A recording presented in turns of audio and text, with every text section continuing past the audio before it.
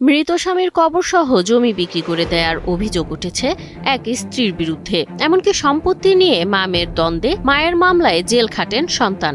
আমার বাবার কবর সহ বিক্রি করে দিয়েছে, বাবার কবরটাও নাই, আর বাবার কবরটাও আমি রাখতে পারবো কিনা আমি জানি না।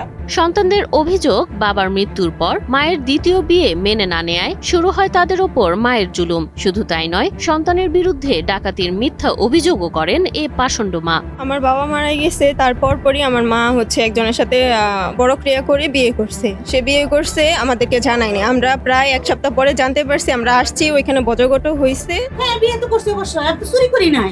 সন্তানের সম্পত্তির ভাগ নিতেই এমন নির্মম ঘটনা ঘটান এ মা। এই ঘটনা যেন সিনেমাকেও হার মানায়। আমাদের জায়গার মধ্যেও সে বলতেছে তার জায়গা, সে বাড়ি করছে কষ্ট করে, সেই জায়গাতে অন্য করে থাকতে দেবে না। কালকে রাত্রে আইসা তালা দিয়ে রাখছে। তো আমরা থাকবো কই? আমি তো এখানে এক কথাই এতিম। আমার বোনের না হয়তো হাজবেন্ড আছে, আমার কি আছে? গাজীপুরে নিজ সন্তানদের ঘর থেকে বের করে দেওয়ার অভিযোগ উঠেছে এক মায়ের বিরুদ্ধে। এমনকি সন্তানদের নামে করা হয়েছে চাঁদাবাজি ও লুটপাটের মামলাও।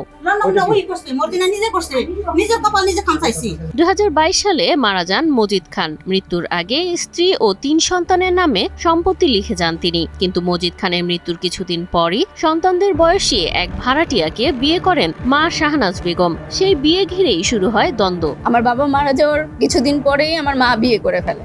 সেটা তো কোনো সমস্যা নাই, 26 বছরের একটা ছেলে বিয়ে করে। সন্তানদের অভিযোগ, তাদের বাড়ি ছাড়া করতে ঘরে তালা লাগিয়ে দেন মা। পরে মিথ্যা মামলায় জড়িয়ে বড় মেয়ে মর্জিনাকে জেলও খাটতে হয়। কালকে আমার মা এবং তার হাজবেন্ড দুইজনে মিলে আমাকে মারছে। এরপর পুলিশের সহায়তায় ঘরে ঢুকে সন্তানরা দেখতে পান ঘরের সবকিছু লন্ডভন্ড। তবুও বাবার রেখে যাওয়া বাড়িতেই স্মৃতি নিয়ে থাকতে চান সন্তানেরা। সুষ্ঠু সমাধান চাচ্ছি ভাই। এইভাবে আমি আর থাকতে পারতেছি না। এই 2 ভাই বোন নিয়ে আমি কিভাবে থাকবো? আর প্রত্যেকদিন আমার এইভাবে থাকা সম্ভব? আমি চাকরি করে খাই, 2 ভাই বোনকে মানুষ করতে হয়। আমার আসলে আমি লাস্ট পর্যায়ে এসে দেয়ালে পিঠ থেকে গেছে। এতদিন তো কেউ বলতে পারেন নাই যে আমার মা আরেকটা বিয়ে করছে। পাস তো করি নাই, কারণ আমারও তো মান সম্মান আছে, আমারও তো একটা লাইফ আছে। মান সম্মান দিকে না তাকে 2 ভাই বোনের দিকে তাকাইছে। আমরা এতিম ভাই, কেউ নাই আমার পাশে দাঁড়ানোর। এক চাচা এসে দাঁড়াইতো, সেই চাচার নামে মামলা দিয়ে রেখে দিয়েছে, চাচা পর্যন্ত আসতে পারে না। এ ঘটনায় ক্ষুব্ধ এলাকাবাসীও। একাধিক সালিশ বৈঠক হলেও মেলেনি সমাধান, বরং হয়েছে মামলা। মীমাংসা করে দাও, এই কথা বললে কি করছে, এই নাই না কি করছে আমার নামে, এই কথা কই এই নাই না কাজে লাগে দিয়া আমার নামে মিথ্যা চাঁদাবাজি মামলা করছে, মিথ্যা চাঁদাবাজি মামলা করছে, দর্শন করছে, উমুক করছে, এরকম মিথ্যা মামলা করে আমাকে বাসায় থাকবার দেয় না। দূরে রেখে বাড়ি দখল করবো, যেমন বাড়ি দখল আমরা যেমন দূরে রয়েছি, আর এই মধ্যে ফেলা ডুইটা করে তালা ভেঙে তালা তোলা লাগিয়ে দিছে। এদিকে অভিযোগ অস্বীকার করে মা শাহনাজ বেগম জানান, সন্তানদের অত্যাচারেই তিনি জমি বিক্রি করতে বাধ্য হয়েছেন।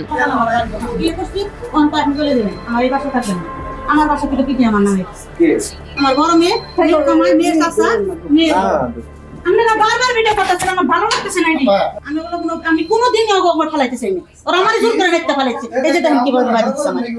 পুলিশ জানায়, সম্পত্তি নিয়ে মা ও মেয়ের মধ্যে দ্বন্দ্বের জেরে উভয় পক্ষই মামলা করেছে। আদালতের নির্দেশে মেয়ের বিরুদ্ধে ওয়ারেন্টও রয়েছে। মেয়ের পক্ষ অভিযোগ দিছে, আর হলো ওই মহিলাও আবার তার 2 মেয়ের নামে আদালতে মামলা করছে। এটা কোর্টে মামলা চলতেছে। বিষয়টা হলো যে এর বাবা মারা যাওয়ার আগে আপনি মনে হয় জানেন, এদের 2 বোনকে একটা ঘর এবং জায়গা লিখে দিয়ে গেছে, আবার তার স্ত্রীকেও লিখে দিয়ে গেছে। এখন প্রবলেমটা তাহলে কোথায়?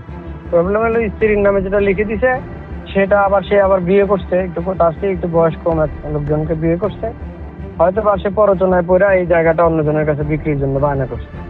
এখন এটা যখন সে বিক্রি করে দিবে তাহলে সে থাকবে কোথায়? এখন তার কথা হলো যে আমি তো ওদের মা, আমি আমার এই স্বামীর সাথে তো সংসার করতে গিয়ে এই ঘর দুয়ার গুলো করছি, আমি এখন এই ঘর দুয়ারে থাকতে চাই। আর মেয়ে পক্ষের কথা হলো তুমি তো বিয়ে শাদী করছো, আমরা তোমাকে এখানে রাখতে চাই না। এই নিয়ে হলো দ্বন্দ্ব। আর এক ছাদের নিচে থাকা পরিবার আজ বিভক্ত। মা আর সন্তানের এ দ্বন্দ্বে হারিয়ে যাচ্ছে সম্পর্কের শেষ আশ্রয়টুকু।